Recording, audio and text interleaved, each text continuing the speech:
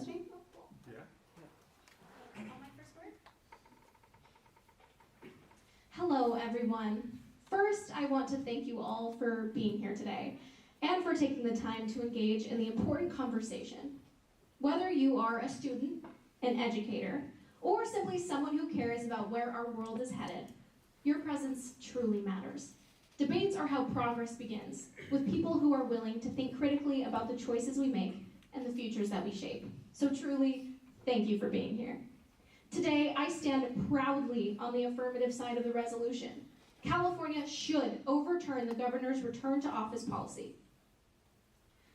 Let's talk about why. This isn't about rejecting offices altogether. This is about adapting to the future. This is about honoring science. And this is about trusting the modern workforce. I'm going to walk you through this with two contentions. My first contention: the return to office mandate undermines California's climate commitments. California has positioned itself as a climate leader, but policies speak louder than promises. And Governor Newsom's push to require state workers to return to offices directly contradicts California's climate goals. Returning to in-person work leads to more daily commutes, which means more cars, more traffic, and more pollution. A 2023 Guardian article found that people who work remotely, full-time, reduce their carbon emissions by 54% compared to office workers. Even working remotely just 2 to 4 days a week reduces emissions by up to 29%. This is echoed by a Harvard Business Review study, which emphasized how remote work shifts people away from the dense urban commuting zones, decreasing car use and cutting carbon output significantly. Let us not forget, transportation is the single largest source of greenhouse gas emissions in California, accounting for over 40% of our total output. According to the California Air Resources Board, requiring tens of thousands of state workers to commute again is a direct step backwards. Now, let's address the exceptions. The executive order does allow for case-by-case exceptions, particularly for employees whose positions require telework or who were hired with a mutually agreed upon telework arrangement.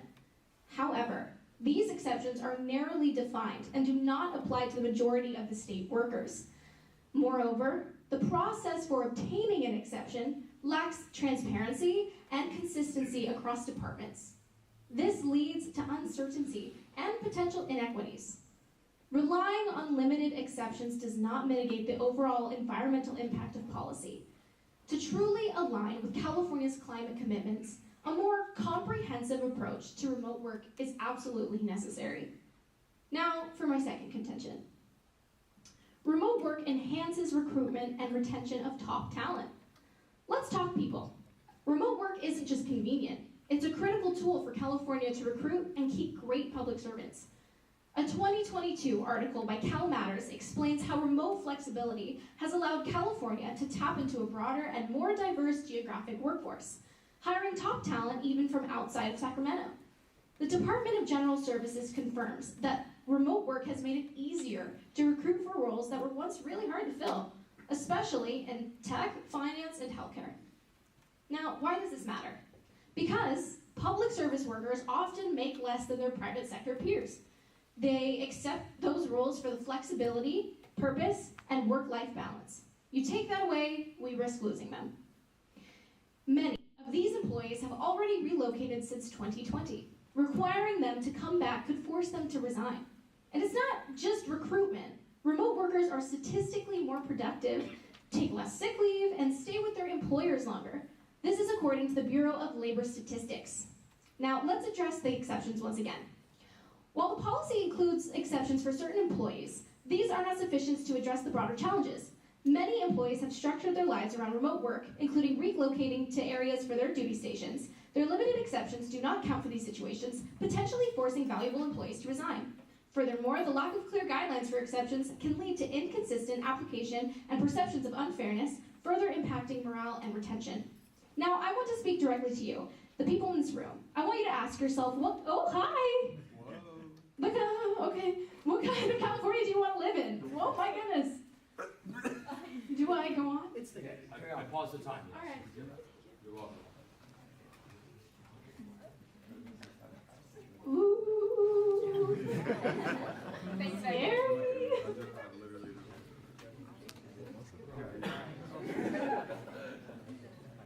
You were at 4:45. Okay. On my word? Yes. Thank you so much. You're welcome.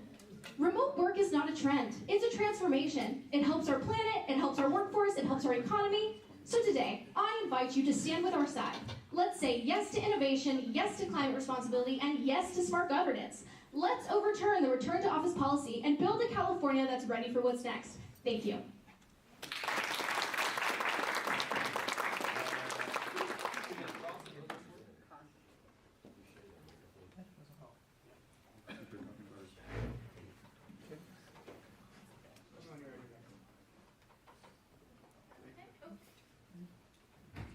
Testing. Okay. Yeah. You said the guidelines for the exceptions was unclear, is that correct? I'm sorry? You said the guidelines for exceptions were unclear. Correct. Is that correct? Well, isn't it true that Cal HR has already published very specific guidelines and laws and regulations in which exceptions can be filed? I think you're confusing my unclear for not applicable to everybody. So you talk about how people are going to move to the private sector and away from the public sector due to this inflexibility with if we don't enact this program. But doesn't the case-by-case situation that you talked about in your first contention solve for that? Would one of my colleagues like to respond to this?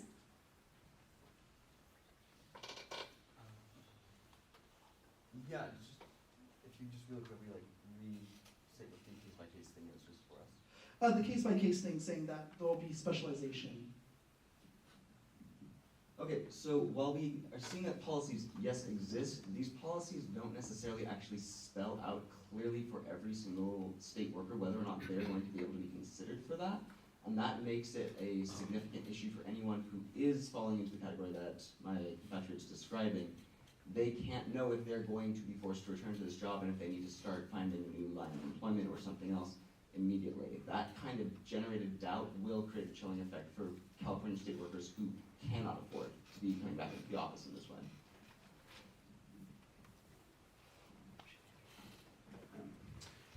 Right, this application only applies to government workers, is that correct, in California? No, that's not. Wait, I'm sorry. Can you repeat the question one more time? This mandate only applies to government workers, state workers in California, is that correct?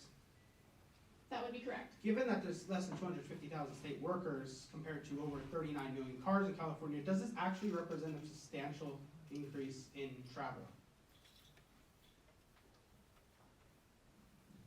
Well, first of all, we have to keep in mind that every step taken to fight climate change when we are this close to climate disaster as a planet is important, and as one of the leading states in this union continuing to show a strong fight for climate change, green climate policy is important. The attempt itself is key. That is done. Thank you. Next speech will be the first negative constructive. 5 minutes.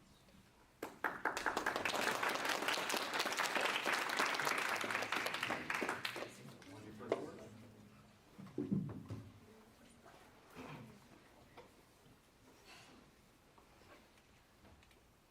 Thank you for such a wonderful and insightful speech. And I'd like to thank everyone else for being here today. It really benefits us as a debate team to be able to do this in front of you guys.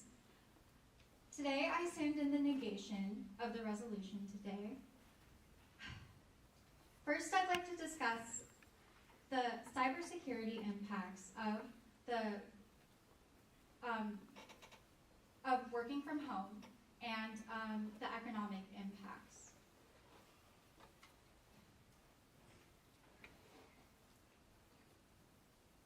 One of the most important roles of our government is to protect the California's constituencies. The most valuable information against hackers. But in the status quo, the work from home policies fail to protect government's cybersecurity. A social science research network reported in July 2022, unmanaged teleworkers and remote consultants present a very significant risk to the cybersecurity of an organization. has had the highest recorded number of data breaches in the United States. According to Network Assured, likely because the state's extensive critical infrastructure makes it particularly attractive to hackers. The Center for Internet Security report found that malware attacks on state and local governments more than doubled between 2022 and 2023. Work from home policies play a major role in contributing to this. The Journal of Law in 2024 stated